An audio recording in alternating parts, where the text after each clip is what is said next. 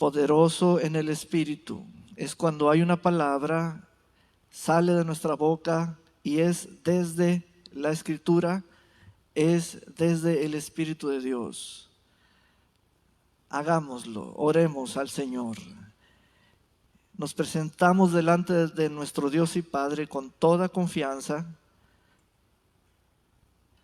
delante de su trono de gracia y misericordia, para celebrar su nombre, su presencia, para presentarnos como asamblea delante del Señor. En esta hora, el nombre del Señor está siendo alabado en la tierra como en los cielos por su pueblo, y el Señor responde. El Señor camina en medio de las iglesias, y las iglesias son las luminarias o candeleros que resplandecen en lo alto y alumbran y disipan las tinieblas. La palabra del Señor viene, Él es el que habla y es su mensaje, y esto es lo que dice el Espíritu a las iglesias. El oído de la iglesia está abierto, sensible a la palabra del Señor. Señor, danos esa forma que la llamamos rema, la palabra relevante, la que es penetrante, la que hace, la que obra maravillas entre nosotros. Y tú eres el Dios que abre nuestros corazones para que allí llegue la palabra hablada en el nombre de Jesús. Amén y amén. Continuamos en la exposición del libro del Apocalipsis y nos situamos en el capítulo 2, Apocalipsis capítulo 2, y hoy vamos a ir a la sección que es el mensaje enviado a la iglesia de Esmirna. Comienza en el verso 8. El mensaje a Esmirna es una carta. De las 7 cartas que sabemos que fueron enviadas o dirigidas a las 7 iglesias, esta en particular es la más breve en cuanto a su extensión del contenido o mensaje. Y que el Señor nos ayude en esta exposición. Vamos a darle lectura a la carta. Y escribe al ángel de la iglesia en Esmirna, el primero y el postrero, el que estuvo muerto y volvió a la vida, dice esto: yo sé tus obras y tu tribulación y tu pobreza, pero eres rico, y la blasfemia de los que se dicen ser judíos y no lo son, sino sinagoga de Satanás. No temas en nada lo que vas a padecer. Mira, el diablo va a echar a algunos de vosotros en la cárcel para que seáis probados, y tendréis tribulación durante 10 días. Sé fiel hasta la muerte, y yo te daré la corona de la vida. El que tiene oído, oiga lo que el Espíritu dice a las iglesias. El que venza no sufrirá ningún daño por parte de la muerte segunda. Amén. Y allí concluye la carta. Lo primero que hacemos es subrayar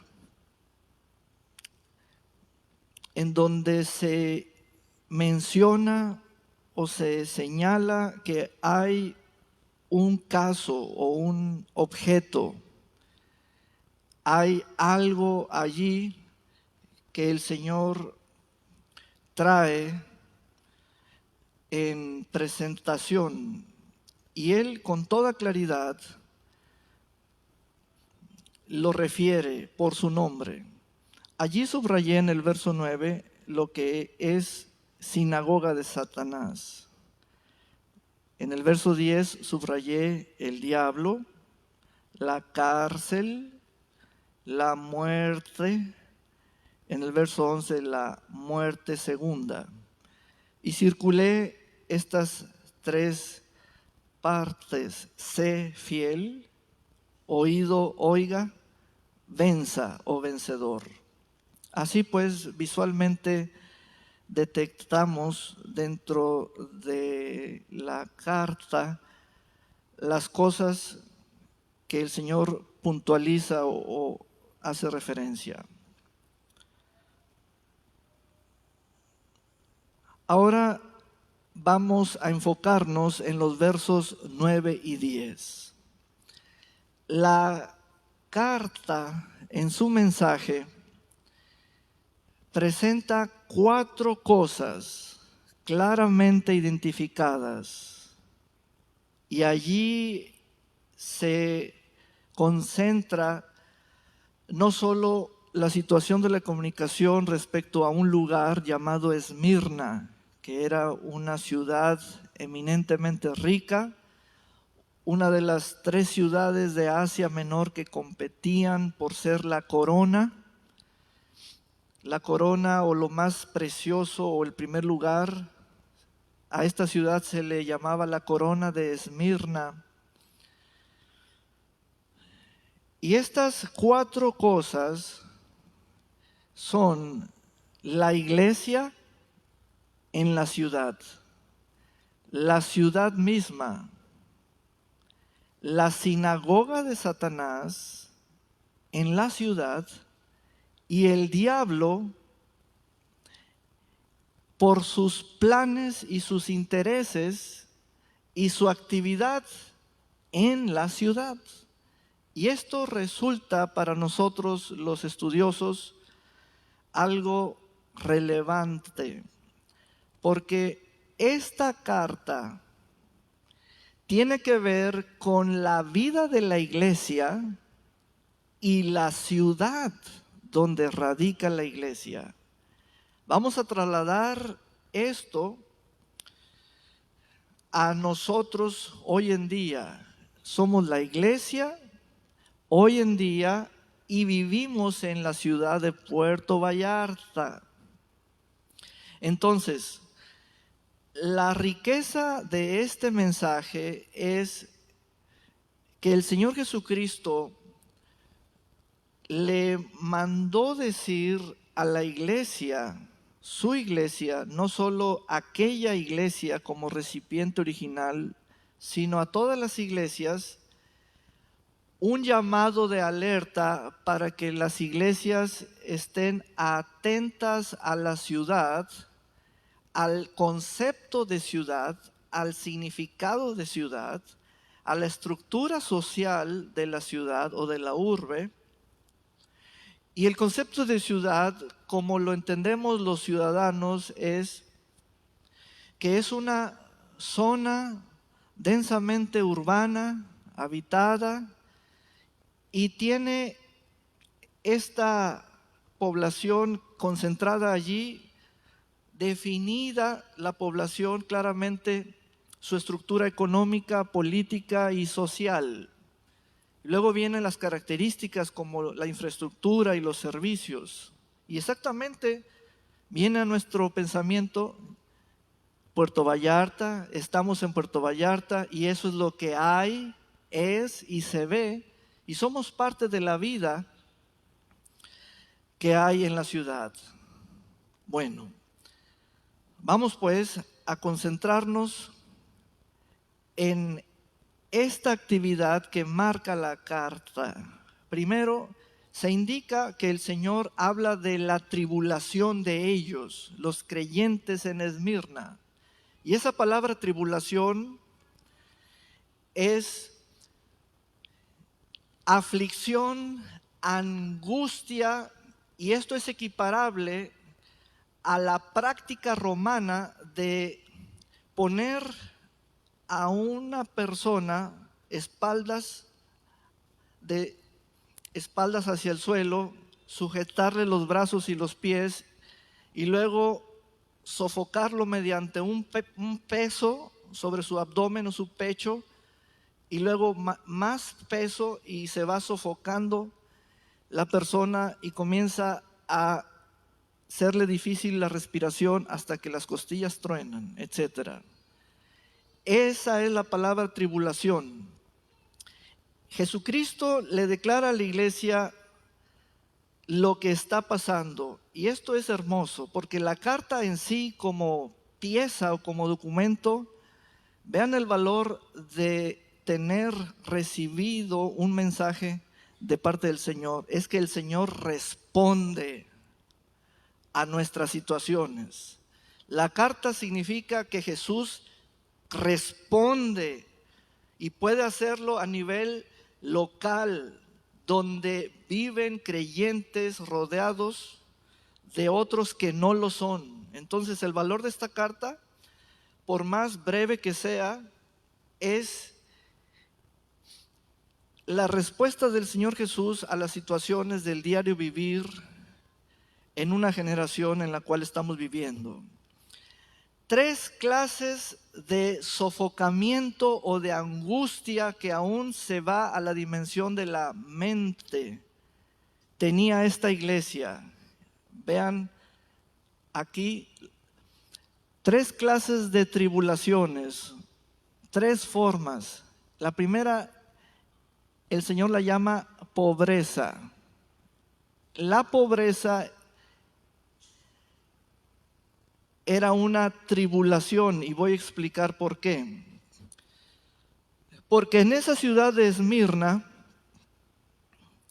en su estructura comercial y empresarial, ellos estaban organizados en gremios o en uniones o en cofradías de personas de la misma actividad económica, lo que hoy en día sería sindicato de electricistas o uniones de, etcétera. Vamos a suponer, tenemos aquí en Puerto Vallarta asociaciones de hoteleros, asociaciones de comerciantes en pequeño o de restauranteros. Esa es la idea.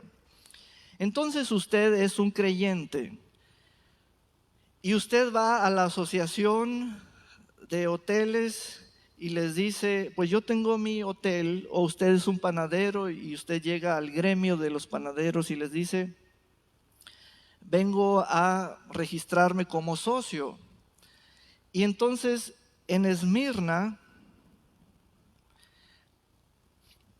le respondían a usted, bueno, usted debe participar de nuestras asambleas. Bueno, ¿y de qué se trata? Pues mire, cada gremio propio de la actividad económica tiene un dios pagano. Y al abrir nuestras asambleas le ofrecemos a ese dios honores, sacrificios, y esto transcurre y todos los que somos del gremio comemos de lo sacrificado al ídolo y después tenemos una serie de actos de libertinaje entre nosotros. Y el cristiano respondía, no, yo no voy a adorar a ningún dios pagano, no voy a participar de lo que ustedes participan. Y la ciudad le respondía a ese creyente, pues si no haces lo que nosotros hacemos, no puedes comprar ni vender. ¿Recuerdan eso de que no se podrá comprar ni vender? Eso es antiguo. Eso no es que será para los posteros tiempos con la marca de la bestia. No, eso ya ocurría. Allí en Esmirna ocurrió históricamente. Los creyentes comenzaron a recibir bloqueos comercialmente hablando por parte de las estructuras de la ciudad. Aquí en la ciudad tenemos sindicatos patronales, sindicatos obreros, etcétera. También hay en el gremio pues bastantes asociados o asociaciones. ¿Y qué pasaba? Los creyentes comenzaban a empobrecerse por su falta de actividad económica, porque no les era permitido. Y esa palabra pobreza entonces tiene como sentido histórico ser un estado de tribulación. No nos confundamos hoy en día con darle significado tergiversado a la palabra pobreza en la iglesia, de que somos pobres por voto de pobreza, o somos pobres por la fe, o somos pobres. No, eso está mal. Eso está fuera de la verdad. La palabra pobreza aquí la usó Jesucristo de forma oral. Él la habló y así fue escrito, y este es el testimonio. La pobreza fue una tribulación pasajera, pero era lo que se vivió en una ciudad, en una ciudad, en una ciudad. La segunda clase de tribulación fue la blasfemia. La blasfemia es calumniar, difamar, es ser antagonista, es pelear de una forma que lastima, daña la reputación de otros ciudadanos. La tercera forma de tribulación fue la cárcel de la ciudad. Entonces, ya tenemos en el texto con toda claridad a qué se refiere el Señor cuando habla de tu tribulación, tu tribulación, tu tribulación. La primera es el estado de pobreza. Quiero ahondar más. Esa palabra significa que los cristianos en Esmirna comenzaron a ser gente paupérrima, gente que tenía que depender de las dádivas de otros para subsistir o sobrevivir. Hermanos, fue un tiempo muy difícil. La ciudad eminentemente era rica y la iglesia era pobre. Pero aquí es donde debo trabajar con las palabras. La pobreza era una aflicción, era algo que la misma ciudad puso o impuso, bloqueando todas las intenciones de comercio a los cristianos, bloqueándoles a ellos. Una vez que sabemos lo que fue la tribulación de ellos, volvemos al encabezado. En una ciudad, miren todo lo que está asentado o lo que allí tiene su actividad. La iglesia de la ciudad. La ciudad misma por sus estructuras y sus gremios, sus sindicatos, sus asociaciones, etc. Pero luego el Señor habla de la sinagoga de Satanás en Esmirna, en la ciudad. Y tenemos que leer desde el contexto. Dice, y la blasfemia de los que se dicen ser judíos y no lo son. Entonces, ¿qué son? Son sinagoga de Satanás. Muy bien. Voy a traer ese caso hoy en día para comprenderlo, comprender el momento histórico en Esmirna. En Puerto Vallarta vemos que hay negocios, que hay lugares públicos, que hay fachadas que tienen su razón social, etc. Y el público en general creemos que lo que dice la fachada o el letrero, eso es lo que hay o es lo que es allá adentro. Si estás diciendo pollería, pues para ti es el lugar donde venden los pollos. Si está allí escuela, allí es el lugar, plantel educativo. La iglesia históricamente en Esmirna, cuando dice el Señor, oye, Esmirna, estás frente a grupos en la ciudad que se han puesto un nombre o una razón comercial o una razón social, pero tú te fuiste con la finta o la idea de que lo que ellos dicen ser son. Pero yo te respondo a ti, iglesia, que no lo son. Y este punto es señalado por el Señor como una exposición o una explicación para decirle a la iglesia debe estar siempre bien afinada en sus sentidos del discernimiento, porque hoy en día las ciudades son lugares o estructuras sociales donde cualquiera se puede poner un nombre falso, aparentar algo que no es, y la iglesia muy inocente, muy ingenua, muy sencilla, lee y dice, ahí es eso. Y dice el Señor, no. Y eso fue lo que les pasó y sigue sucediendo. Y entonces llega la carta y les dice a los creyentes en Esmirna, ellos no son judíos, no son lo que dicen ser, ellos son sinagoga de Satanás. Piense en ese momento, piense en ese punto.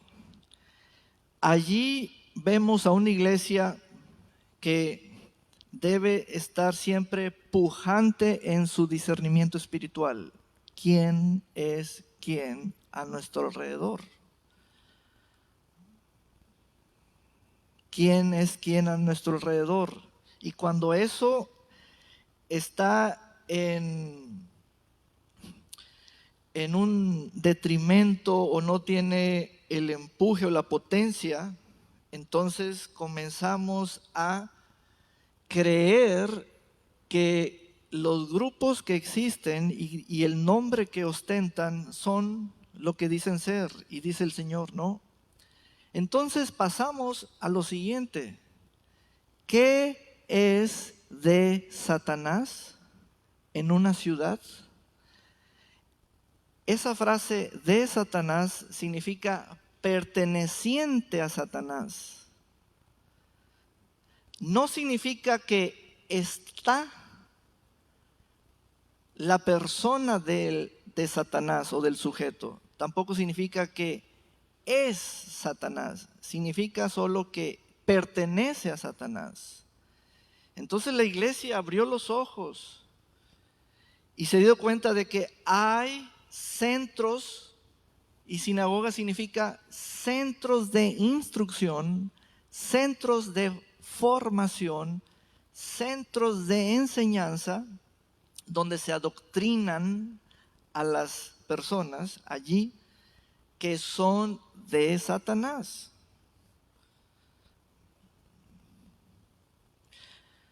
Esto lo tengo que poner una y otra vez para entender el momento histórico y a la vez la relevancia espiritual del mensaje. Yo soy un ciudadano de aquí de Puerto Vallarta, y a mi lado izquierdo es la banqueta o la serie de lugares comerciales, y a mi lado derecho igualmente. Y voy leyendo y mira qué bonito, y leo los letreros, las fachadas. Aquí venden café, aquí venden ropa, aquí es una agencia de viajes, aquí es un hotel. Mira, aquí dan masajes, aquí, y podemos recorrer la ciudad de norte a sur y de sur a norte, y también vamos a encontrar cosas como nombres conocidos que tienen varios grupos aquí. Aquí hacemos esto, todo, y usan la palabra espiritual, o usan la palabra anónimo, o usan la palabra etcétera. Esa es la ciudad. Pero yo soy el creyente inocente, bajo en discernimiento espiritual. Yo quiero disfrutar de la ciudad y voy creyendo todo lo que leo. Todo lo que leo lo creo.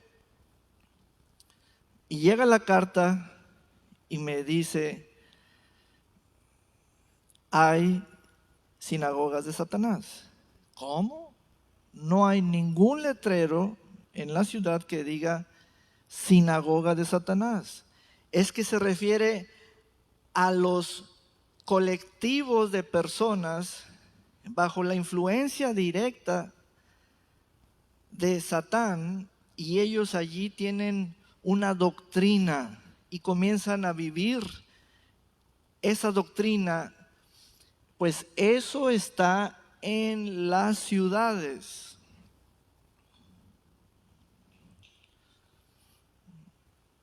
Miren el valor de esta carta. Luego, en la columna derecha, en el verso 10, dice el Señor: mira, el diabolos, va a echar a algunos de vosotros en la cárcel para que seáis probados. ¿Dónde? La cárcel es parte de la ciudad. Si yo voy a la cárcel de la ciudad de Puerto Vallarta y llego y les digo: hoy quiero dormir aquí, así, no, usted no puede. Y no me trae ningún policía, no bajo de ninguna patrulla, simplemente les digo: hoy quiero dormir aquí. No, pues es que esta cárcel es para gente que violó el reglamento de seguridad pública, etcétera. ¿Verdad? La cárcel, ¿para quién es? Es para ¿quién? Allí la cárcel está siendo usada para probar la fe de los cristianos. ¿Por parte de quién? Del diablo. Y aquí esto me recuerda el episodio de la tentación de Jesús en el desierto. En las varias tentaciones, el mismo diablo, el tentador, usó varios elementos. En la primera tentación usó piedras. Sencillamente es el mismo personaje haciendo las mismas trampas y usando cosas diferentes. Ahora va a usar la cárcel. En el desierto usó las piedras, en la ciudad va a usar la cárcel. Es el mismo personaje pensando de la misma manera contra las mismas personas, empleando las mismas artimañas. Simplemente ahora él va a confabularse con la ciudad y va a usar la cárcel. ¿Qué quiere el diablo? Quiere que los cristianos sean vencidos, que su ánimo decaiga, que sientan la muerte muy cerca de ellos, que se enfermen para que mueran, que renuncien a su fe, que ya no se resistan. Y entonces el diablo prepara se colude en el sistema judicial, en la estructura donde para entrar a la cárcel pues entras por una sentencia o un juez.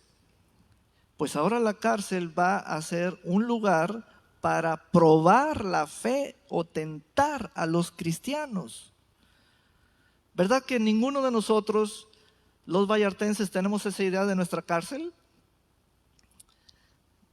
Pues esta carta entonces, ¿para quién es? ¿Que la lea quién? Hermanos, todo lo que dijo el Señor, estamos cerca de esas condiciones.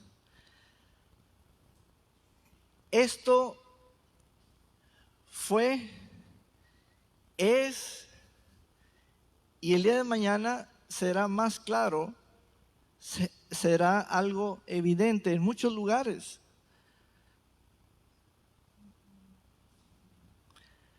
Entonces, en una ciudad donde tú trabajas, donde tú firmas contratos, donde tú tienes tu empleo, todo se ve en orden. Todo se ve, pues, cada quien haciendo su parte o su labor. Unos desde el gobierno, otros en la franja turística, etcétera. Pero en una ciudad hay más cosas que solo la Escritura te revela. Vean lo siguiente. Dice el Señor, tendréis tribulación. Entonces, la fe de ustedes será probada durante 10 días o un breve periodo de tiempo. ¿Y cómo nos va a ayudar el Señor? ¿Cómo va el Señor a animarnos? Y Él lo hace y pasamos a estas 3 palabras.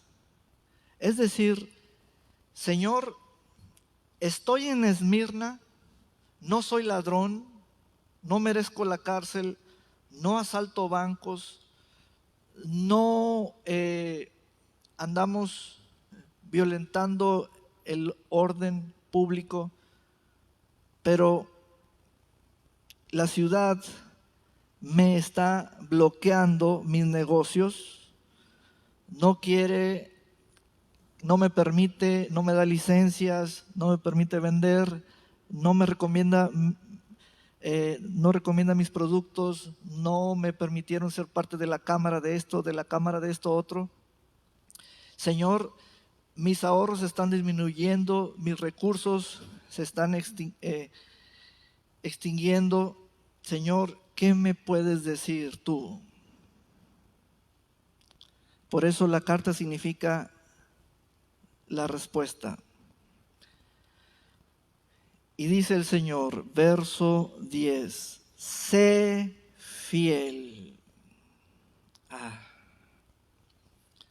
Sé fiel. Entonces, tribulación significa que estás con la espalda tendido en el piso y hay sobre ti bloques y bloques o pesos de madera, te están sofocando. Es la tortura romana practicada en aquel entonces y tus huesos están tronando y llega la palabra y dice, sé fiel.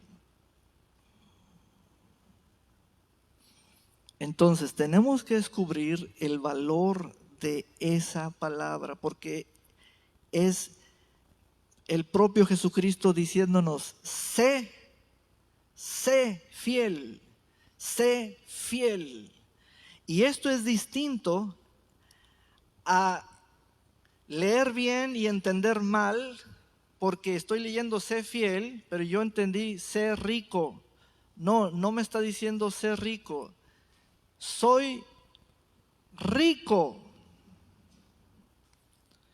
porque soy honesto, soy honrado, soy un ciudadano que produce, pero la ciudad está en mi contra.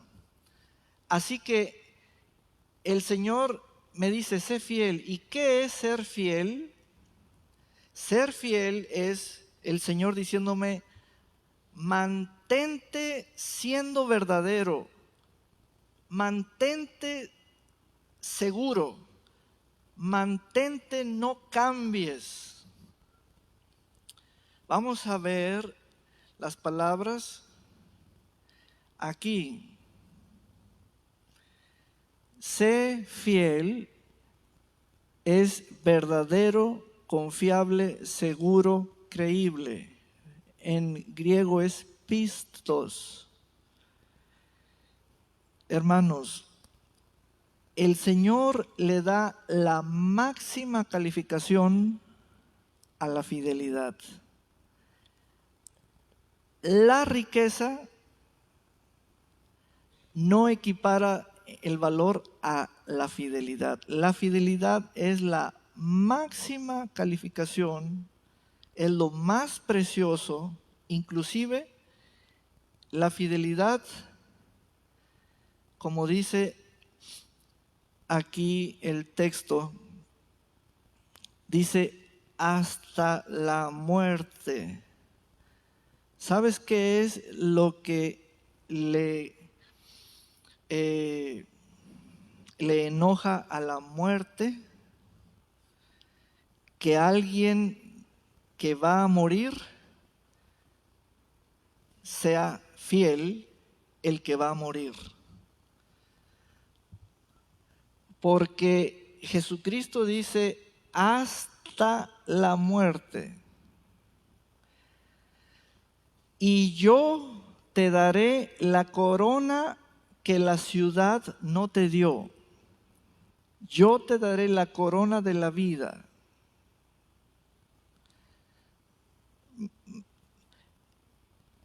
La situación de la comunicación, el contexto histórico de Esmirna. En cuanto a su arquitectura y templos, la ciudad era renombrada por su belleza, siendo apodada la corona de Esmirna, pero para los cristianos no había coronas. Entonces llega el Señor y ve que los están atribulando, angustiando, sofocando mentalmente, empobreciendo, y llega la carta, y la carta por escrito dice: yo te daré la corona de la vida. Lo que la ciudad no te dio, yo te la daré. Denle un gran aplauso al Señor. ¡Wow! ¡Aleluya! ¡Aleluya! ¿Puede usted notar en las palabras de la Biblia eternidad? ¿Puede usted notar de que somos seres viviendo una experiencia temporal, humana en la tierra, pero que el más allá, después de la separación del espíritu de este cuerpo, hay toda una vida eterna, y que la carta, cuando viene de la eternidad a lo temporal, revela mucho, revela la verdadera riqueza? Entonces, esto es preciosísimo. Ahora, ¿saben en dónde estoy rumiando el hueso? Aquí. Porque nosotros tenemos definida la palabra rico, rica o riqueza a partir de hoy, de lo que ahora es o de lo que es lo actual, pero tenemos que ir al significado histórico de riqueza y pobreza cuando Jesucristo las habló o dijo la condición de ser de su iglesia. Entonces, cuando Jesús afirma que la iglesia de Esmirna es rica, ¿qué nos quiere decir? Por lo tanto, tenemos que ir a una escritura de apoyo. Vayan a Lucas capítulo 12 y vamos a leer el verso 20 y 21. Vayamos allí. Lucas capítulo 12, versos 20 y 21.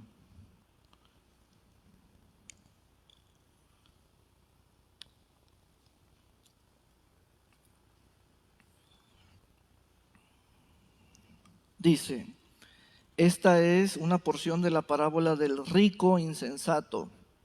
Dice, pero Dios le dijo, necio, esta noche vienen a quitarte la vida.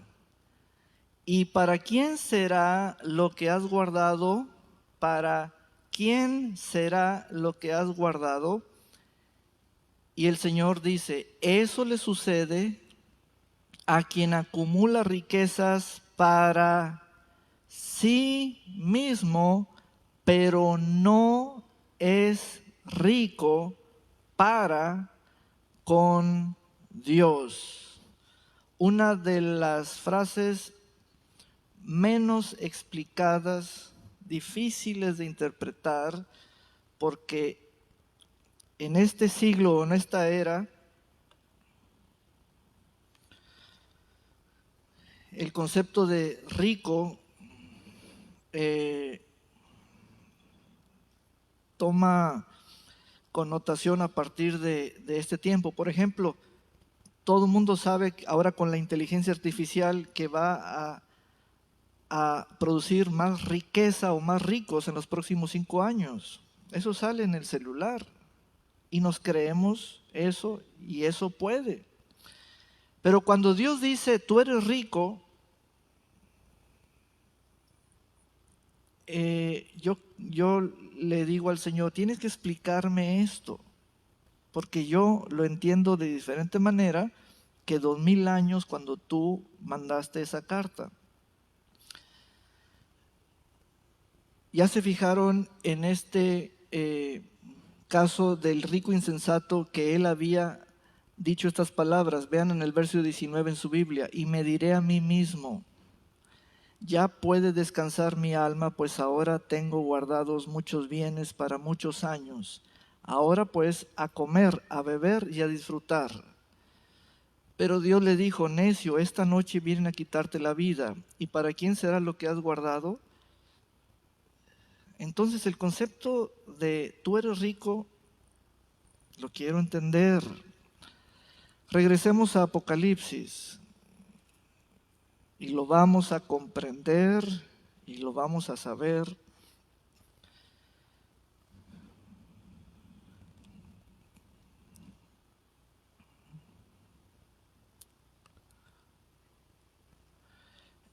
Aquí la palabra tribulación en Apocalipsis 2, verso 9 significa angustia mental, presión, compresión, aflicción.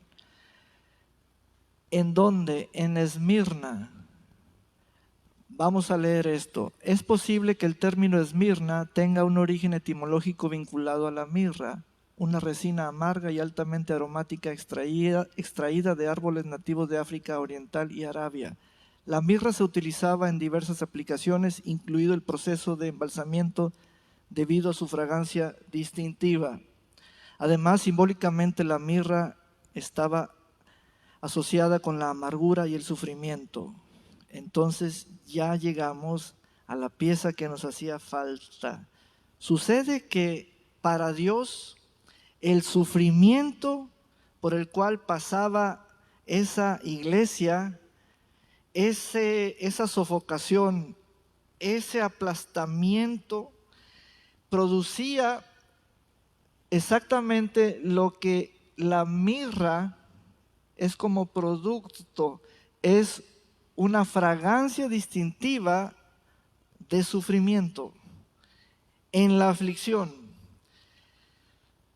Entonces esto nos lleva a la mente de Dios cuando Él habla la palabra o la frase tú eres rico, significa hueles bien. En medio de la tribulación, hueles bien. Es tanta la presión que te están haciendo allí donde vives que expides un aroma fragante, hermoso, distintivo, y yo, Jesucristo, eso me agrada. Eres rico para conmigo. ¡Wow! Y entonces sucede que para Dios riqueza no es la acumulación, sino el buen olor, el buen aroma. ¿Qué? A ver, ¿cuántos de ustedes tenían en mente considerar su sentido olfativo para la definición de ser rico? ¿Verdad que nadie? Nadie. Simplemente es bolsillo, cuenta, balance, acumulado, me deben tanto, mi capital social es tal, y ya. Pero el olfato no participa en la definición de riqueza. Pues fíjense que sí. Por eso al rico insensato Dios le dijo necio, porque para Dios las palabras tienen un aroma. ¿Qué vamos a hacer con eso? ¿Qué vamos a hacer con eso? Dios usa todos sus sentidos y cuando habla, Él habla con toda precisión y nos comunica mucho más de lo que nuestro oído capta. Entonces, para Dios hay personas que huelen mal, no le agrada, no le agradan a Él, pero hay comunidades de creyentes que huelen bien y a esas Dios les dice, eres rico. Yo quiero hacer una declaración personal, a título personal. Ya no me atrevería yo a hablar de algún ciudadano, algún semejante, alguna persona, para decirle, él es rico, ella es rica. Ya no me atrevería en base a lo que conozco del texto. ¿Por qué? Porque para que sea rico tiene que oler bien para con Dios. Entonces, el uso del lenguaje es muy importante. Dios es el único que tiene la facultad por su conocimiento absoluto de todos y de todos los tiempos para declarar quién es rico. Lo demás es en la forma descriptiva, tal y cual en la parábola del rico insensato. Fulano acumuló tantos bienes, pero no huele bien. Fulano se quedó con la herencia de sutano, o fulano tiene tanta producción de esto y mucho de esto. Pero Dios dice, yo no les voy a decir ricos a ellos. Yo les voy a decir ricos a los que en medio de la aflicción huelen bien. Qué tremendo es esto. Entonces, la escritura me está dando el lenguaje para este tiempo y para mi pensamiento, para mi intelecto. Y yo voy a hacerle caso a la escritura. Dios cuando dice, tú eres rico, hermanos, nos va a dar los elementos que definen ese concepto, porque más adelante a otra iglesia Dios la llama pobre. Y ahí es cuando nos enriquecemos más para saber las diferencias de estado, situación o condición. Si usted se cree rico,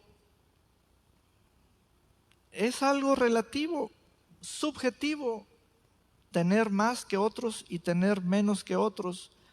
Pero a mí me importa la opinión que Dios tiene de mí. Y el asunto con ser rico es oler bien, el olfato, el olfato. Vamos a poner ahora otra escritura de apoyo. Vaya conmigo a Filipenses. Aquí sí cámbiame a la pantalla, que se vea la escritura, por favor.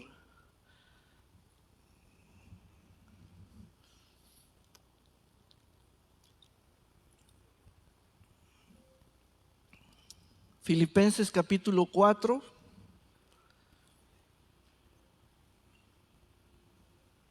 verso 18.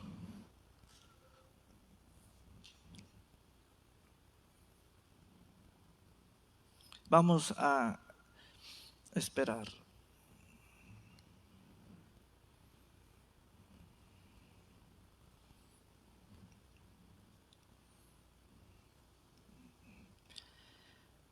Mientras que nos ponen la pantalla, te voy a traer otro ejemplo. La viuda pobre que dio 2 monedas cumple con el concepto de ser rica para con Dios, porque huele bien la vida y la actitud del interior de esa mujer. Esto nos va a revolucionar. Vamos a Filipenses capítulo 4. Ahí está.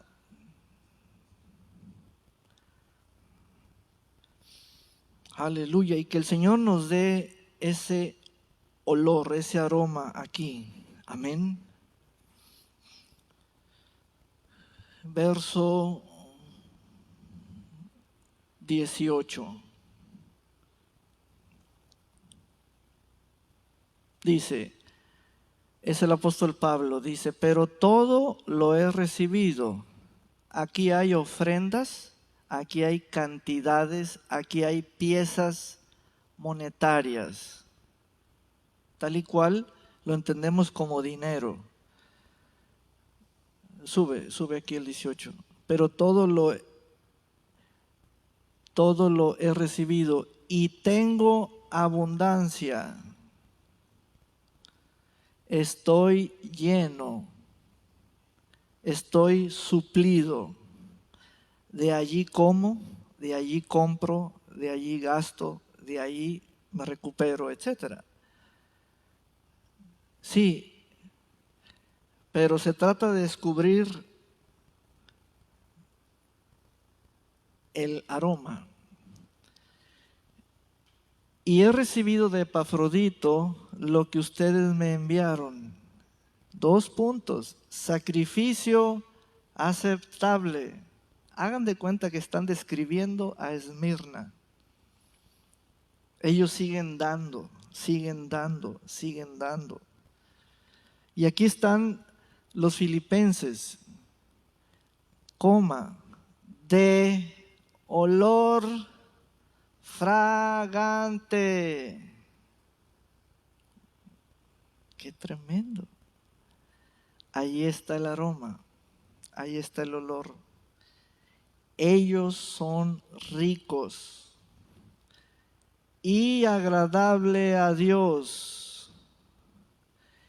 Este es el concepto de ofrendas que Dios responde diciendo, dador, dador alegre, hueles bien.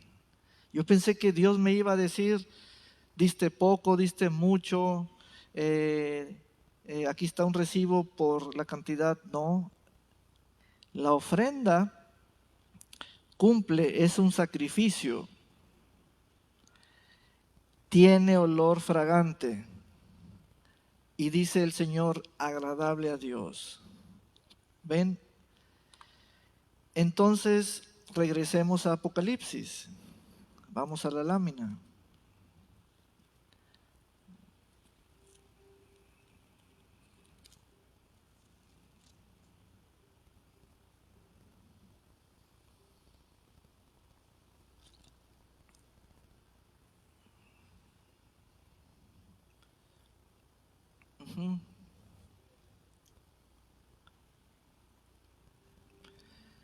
En Apocalipsis capítulo 2, y vamos a trabajar con las 3 palabras circuladas. Estábamos allí.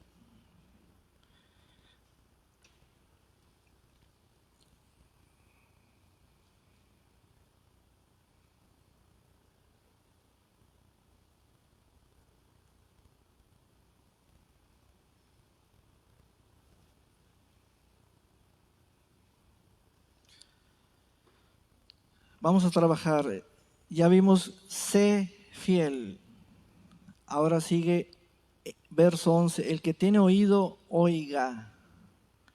El que tiene oído, oiga lo que el Espíritu dice a las iglesias.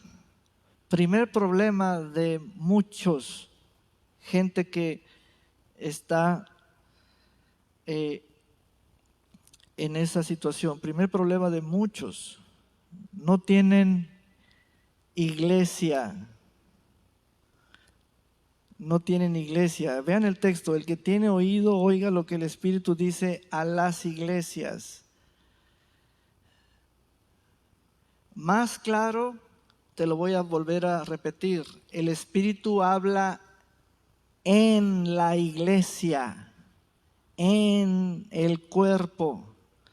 Y cuando uno anda sin pastor y sin iglesia, alguien te habla, pero no es el Espíritu. Porque toda la carta fue hablada por Jesucristo en persona. ¿Y por qué se indica? Esto es lo que dice el Espíritu, porque entonces Jesucristo le da crédito a su Espíritu, para que entendamos, este mensaje es desde el Espíritu, es desde el Espíritu. El que tiene oído, oiga. Este es el oído que nos llevará a activados, o nos dará la activación espiritual muy importante todos los días. Este es el oído que se mantiene atento al Espíritu de Dios. Fíjense bien, la gente siempre se disfrazará, dirán ser alguien, aquí hay una fachada o razón social, pero no son. Este oído es el que discierne qué son los que ostentan una falsa gracia. ¿Qué son? ¿Quién le dirá a la iglesia? El Espíritu. Entonces, sea fiel, oiga en la iglesia lo que el Espíritu dice a las iglesias. Cuando dice a las iglesias es que el Espíritu se dirige a las iglesias, y también es que en las iglesias se abre la Escritura. Tanto es valioso el Espíritu como es valiosa la iglesia. Y la iglesia es el cuerpo que tiene el oído. La tercera parte es vencedor, ser vencedor. Ese es un término que en el contexto histórico era que los creyentes no podían ser vencedores en Esmirna, porque eran ciudadanos de segunda.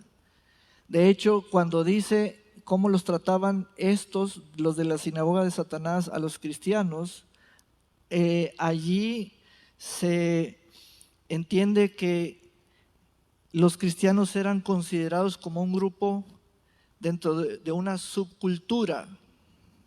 Es como hablar de gente de segunda.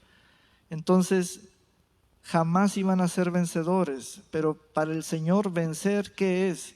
Mantenerse fiel y seguir oyendo, no seguir huyendo, sino oyendo. Al vencer, no sufrirá ningún daño por parte de la muerte segunda, que era la mayor amenaza que se le podía hacer a algún cristiano. Te vamos a matar. Entonces, la muerte segunda es el último enemigo a vencer. Hay muchos enemigos, pero la muerte segunda ya sabe esto, Esto ya sabe la muerte segunda. Para la muerte, el ser fiel es lo que lo vence a ella. Cuando un cristiano muere, muchos creyentes han dicho este texto al morir: ¿dónde está, oh muerte, tu aguijón? No me hiciste nada. Y pum, murieron. Tremendo eso. Mientras que otros en los hospitales, si usted va a los hospitales de la ciudad, tienen miedo de morir.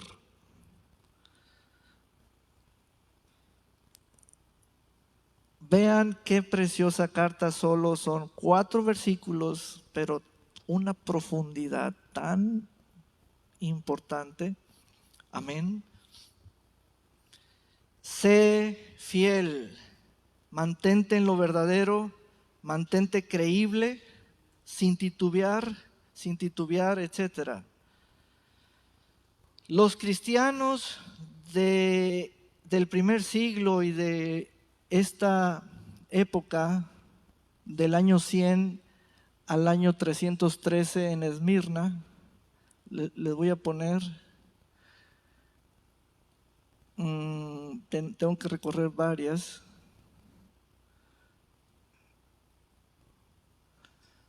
Vean, estamos aquí, la iglesia perseguida. Ellos no tenían la vagancia que tienen muchos hoy, cambiarse de iglesia. Eso no existía en la mente de ellos. Eso no existía, era un pensamiento inconcebido, no concebido, pero hoy en día, me dijo el Señor que me cambie de iglesia. ¿Ven? Hoy concluimos esta época, la siguiente semana entramos a esta época, es la iglesia de Pérgamo.